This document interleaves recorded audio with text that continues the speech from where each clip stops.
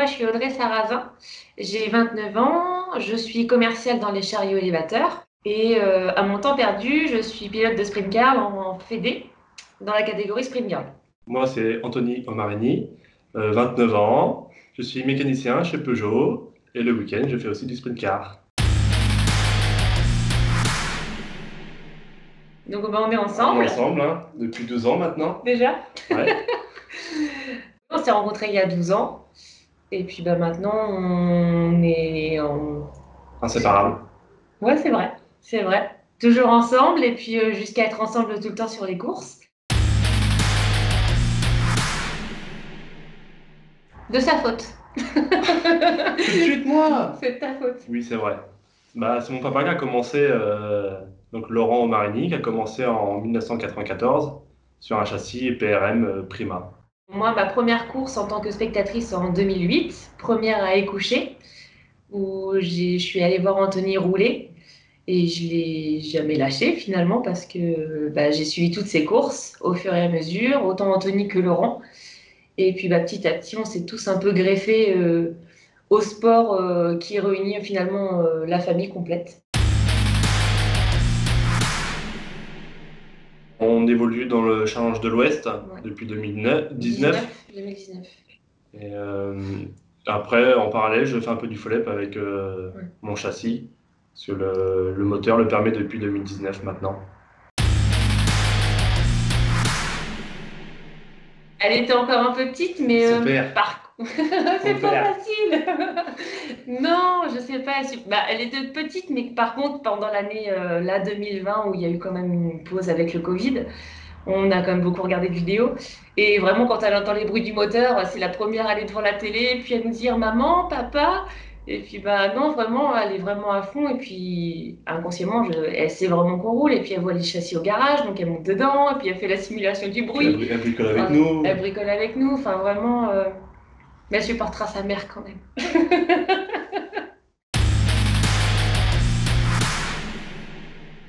Tout à fait. Ouais, on Quand on va roule voir dans les la... temps. On va voir les temps quand c'est affiché. On dit tiens, oui, il me dit souvent, Tony me dit j'ai roulé plus vite que toi autour.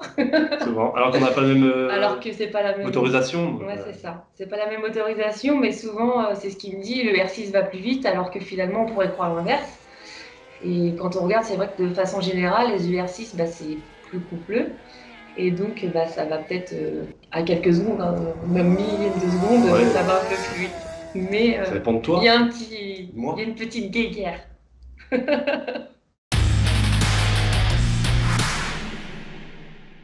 La mécanique, on peut dire merci beaucoup à son petit frère, Kevin, Yann, Quentin, Vincent, puis mon papa aussi. Parce que franchement, il nous aide vraiment énormément sur les week-ends de course. Et nous, ça nous permet quand même de respirer, de permet d'aller voir les tableaux d'affichage.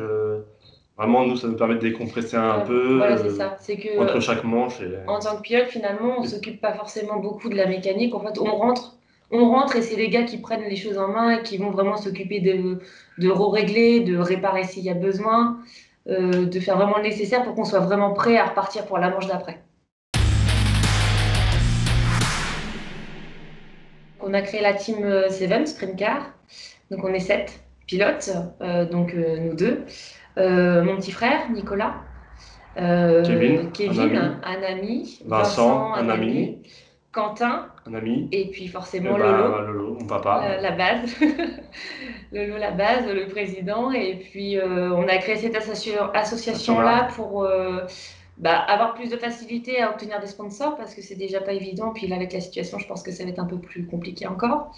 Ça encourage un peu plus les patrons, entre guillemets, à nous aider dans notre sport. À la base, il y a de la famille, on est en famille, mais les amis, finalement, c'est une deuxième famille. Parce qu'on compléter.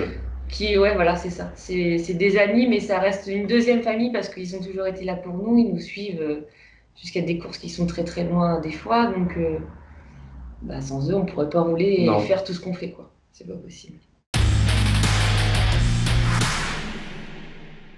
C'est énorme. Puis quand on est sur la route, il y a un camion, une remorque, donc multiplié par le nombre de pilotes, donc forcément ça commence un peu à représenter. Et puis quand on arrive sur un circuit, on veut, je vais pas dire une allée, mais presque une allée, tellement on est nombreux, quoi.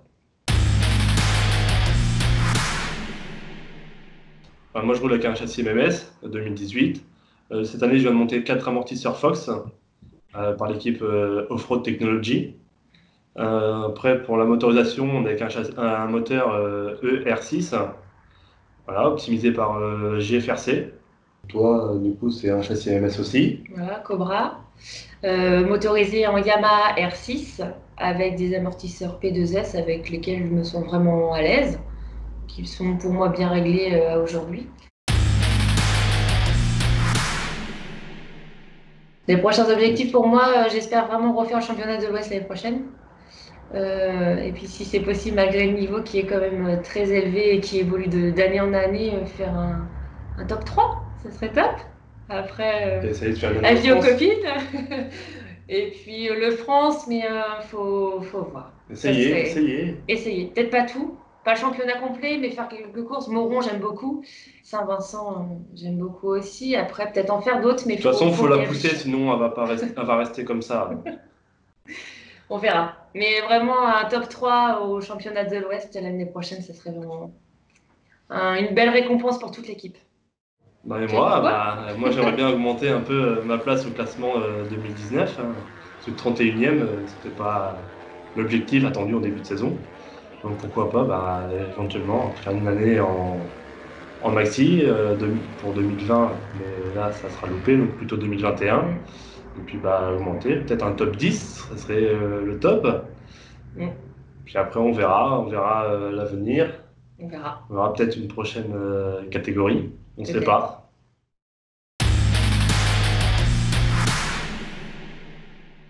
Pour moi, c'est Damien Crépeau. Je connais pas du tout cette personne, mais à le voir rouler, pour moi, c'est que du bonheur. Il en met plein les yeux. Je me souviendrai toujours de Belleville où il te prend le premier virage au bout. Un vrai pilote, quoi, pour moi. Pour moi, Vincent Mercier, par son parcours, puis là, son titre de champion d'Europe en Buggy 1600, et puis son évolution vers la Super Buggy. Voilà, ça fait rêver, quoi.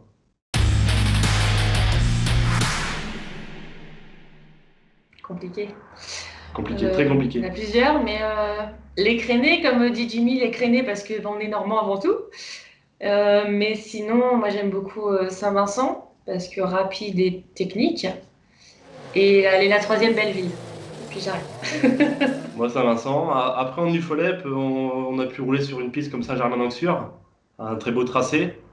Et j'aime aussi beaucoup Sarlat. Ouais. Parce qu'il y a eu un France Kart dessus, et là, c'est une super piste aussi, avec du dénivelé, de la rapidité, du technique. Franchement, c'était magique. Et puis même en tant que spectateur, c'était vraiment une piste dingue. C'était vraiment agréable à regarder. Vraiment super. Meilleur souvenir, pour moi, ça restera Montauban en 2016. J'ai pu faire vraiment ma plus belle course. J'ai fini deuxième derrière une personne que maintenant on est lié d'amitié, et il s'appelle Guillaume. Guillaume Thévenot. Et pour moi, mon meilleur souvenir, je pense que c'est vraiment mon premier podium en FFSA à Montauban-Bretagne l'année dernière où j'ai fini troisième. Vraiment, c'était une hyper belle récompense de toute la saison qu'on a passée, de tous les efforts que tout le monde a fournis. C'était vraiment une super récompense. On peut l'avoir attendu. Ouais, on l'attendait vraiment et on l'a eu, quoi. Alors qu'il avait failli en avoir plusieurs. On en a frôlé plusieurs, on en a frôlé, mais vraiment on l'a eu, quoi. Celui-là, on l'a eu. Et puis c'était vraiment pas. Enfin, je ne m'attendais pas du tout sur cette piste-là, que j'étais pas forcément très très à l'aise au départ. Vraiment top, quoi.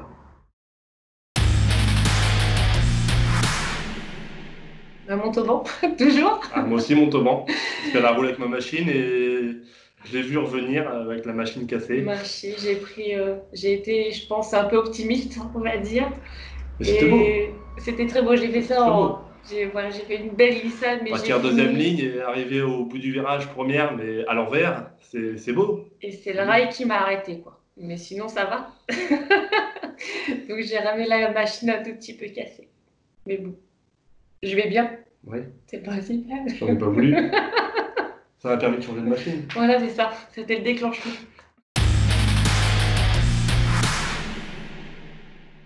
Merci à SCX pour votre interview, le moment passé ensemble. Parce que vraiment, on ne s'attendait pas à une demande pareille. surtout pour nous, pilotes. Petits pilotes, je sais pas, mais on n'est pas à la hauteur de d'autres. Amateur. Voilà, c'est ça. Merci à la team, Lolo, évidemment. Kevin, Vincent, Quentin, Nicolas. Yann et Chloé. Guillaume. Aussi, Guillaume et Manu. Tata Manon, évidemment. Manu aussi. Manu. Et puis pour le reste, nos sponsors, donc Artimeka.